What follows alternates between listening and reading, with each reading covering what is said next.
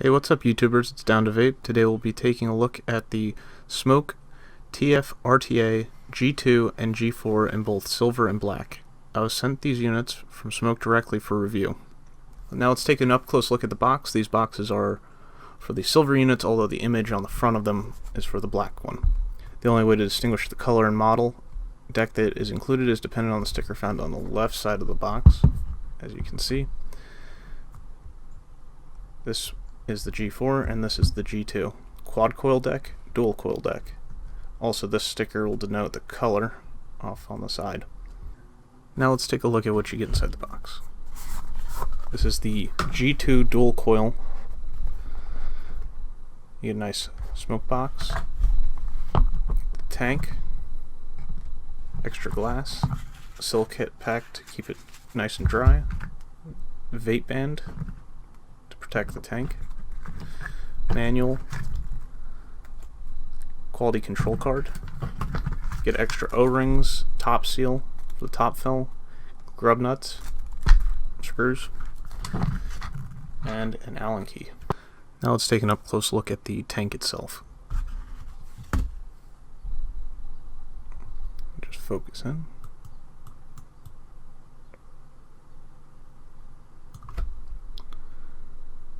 A nice G2 engraving on the side and TF-RTA.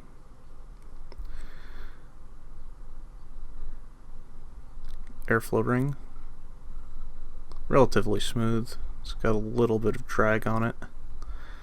And then the juice flow control, very smooth, buttery smooth. Comes apart. This is the coil that's actually included with the TF-RTA G2 deck. When you want to disassemble and remove or swap out your decks, you just unscrew it from the base. That's it.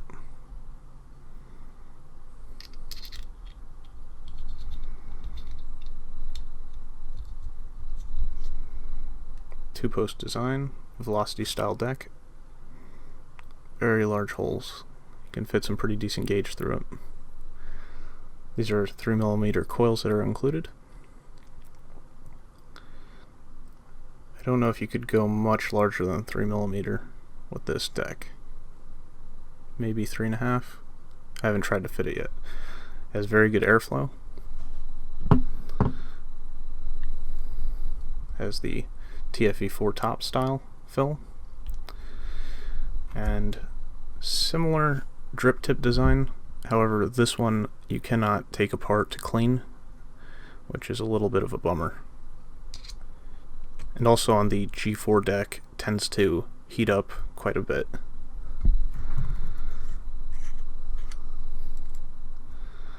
O-rings, top and bottom.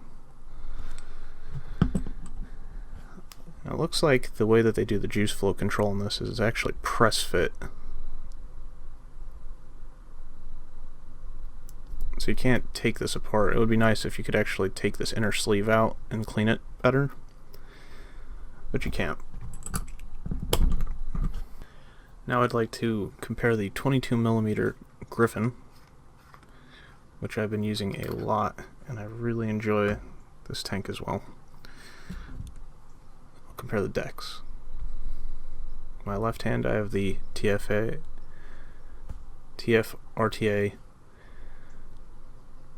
and on my right I have the Griffin. As you can see, the post holes are much larger in the TF-RTA. Airflow, again, much larger. The posts themselves are also much larger.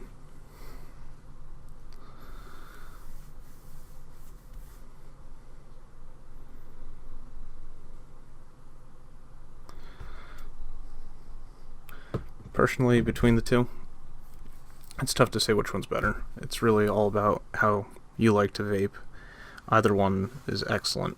I haven't had a chance to try out the 25mm Griffin, but I have one coming, and I will do a direct comparison to the TF-RTA once I receive it. Now let's take a look at the G4 up close. The inscription on the inside is a little different than the G2.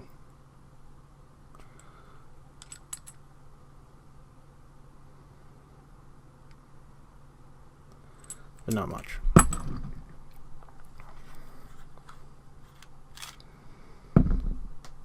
Here's the deck. Let's get a little bit closer look for this.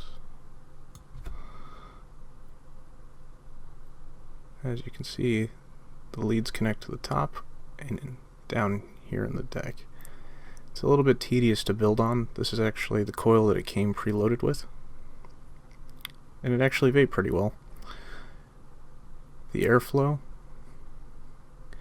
below works fairly well,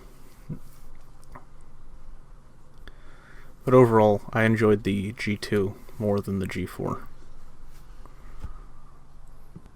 So let's go over the pros and cons of both these decks.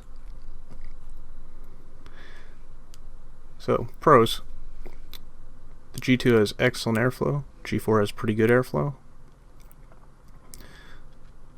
The tanks hold a fairly good amount of juice, 4.5 mil. The G2 is much easier to wick than the G4.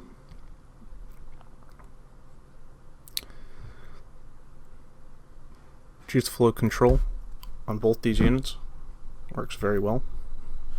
It's buttery smooth, opening and closing it.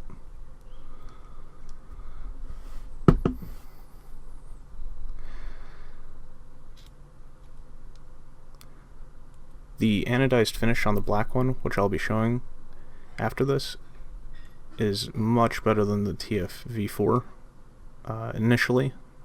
I think that they changed who's actually doing their anodization or their process.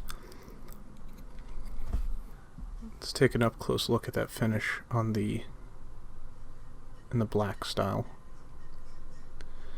As you can see, there's no imperfections, no bubbles on it. Looks very nice. It's very well done. Now let's go over the cons.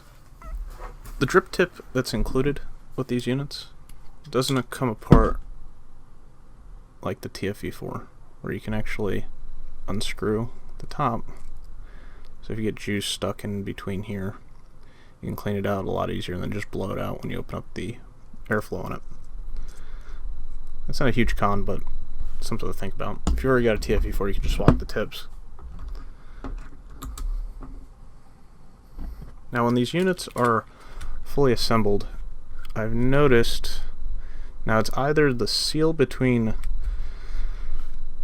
the bottom, it's either the seal between here and here, or it's the seal between the glass and the bottom. One or the other. Sometimes it leaks a little bit. I haven't figured out which, but I do notice that there is like a little bit of lateral movement to the base. So if you, I don't think I can make this show up on the camera. Yeah, you see it kind of flex out. That causes the seal to break a little bit. That can also cause leaking. So if it's in your pocket and you're moving around, it's very minor, but it's something that I've noticed. It could be a tolerance issue with the machining on this unit. You can actually kind of hear it.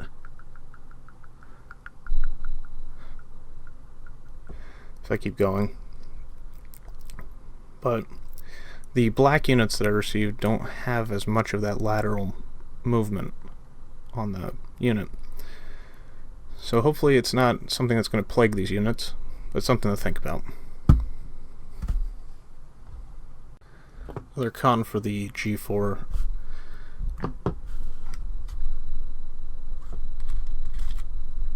is that you can only fit 2mm coils in here, and it's relatively tedious to build and fit wick into here as well. It's definitely not as easy to swap wick as the G2 or any other dual coil designed tank. But overall, it's a great tank. Personally, I would go with the G2. G4 is definitely fun to play with, but I don't know if I'd make that my daily driver. Overall, G4, G2, great tanks. Definitely consider picking them up if you're in the market for a new RTA. Thanks a lot for watching, guys. See you next time.